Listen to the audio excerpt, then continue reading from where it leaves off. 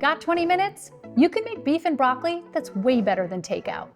Let's talk beef. It's the star of the Beef and Broccoli Show. Today I'm using a flank steak, which is one of my absolute favorite cuts of meat. It's super affordable and you get a lot of bang for your buck. I'm gonna use a very sharp knife and I'm gonna cut this into thin 1-inch pieces. It's really important anytime you're cutting a steak, you wanna go across the grain. So you can notice when you look at the steak here, all these striations of muscle and fat are going in the same direction. And that means I wanna cut the steak from top to bottom to go against those grains.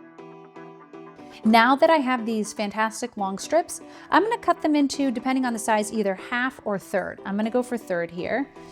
I like to just think about the size of the beef for the beef and broccoli. This is about a perfect piece right here. Now that the steak's cut, let's work on a little technique called velveting. Now this was one of the first techniques I ever learned in culinary school and has absolutely changed my cooking game. So to a large bowl, I'm gonna add 2 tablespoons of cornstarch combined with 3 tablespoons of water. We're gonna add our steak to this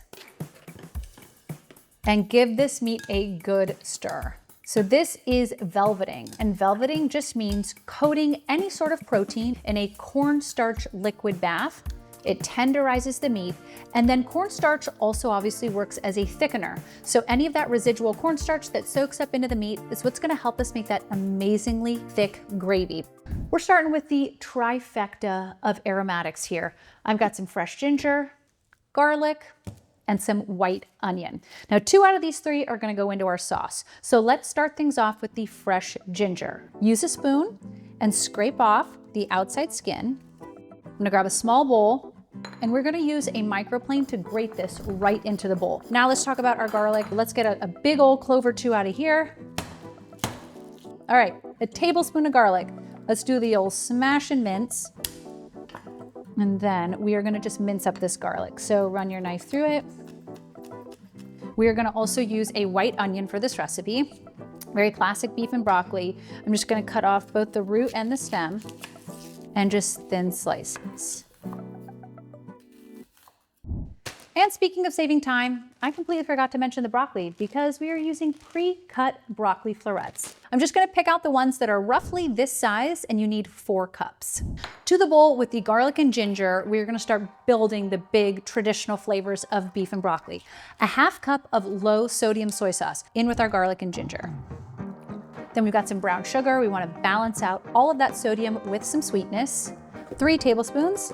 Also gonna add a tablespoon of cornstarch to the sauce. Give this a good whisk.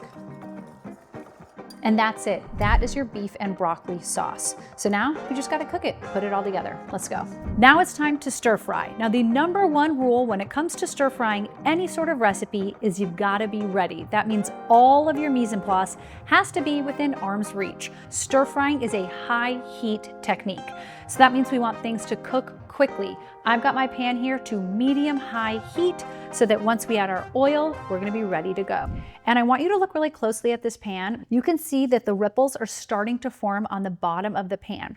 You can also splash a very small amount of water into the pan, and if it sizzles instantly, you know your pan is hot enough. First up, we have our beef. So this is what we've been velveting for the last about 15 minutes, and I'm just gonna pick up each piece and arrange it in the pan in a single layer. Just cook it for a minute or 2. It's gonna release naturally from the bottom of the pan.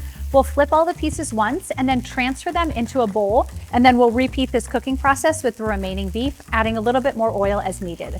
Now that the beef is cooked, broccoli florets straight into the pan, and that thinly sliced white onion.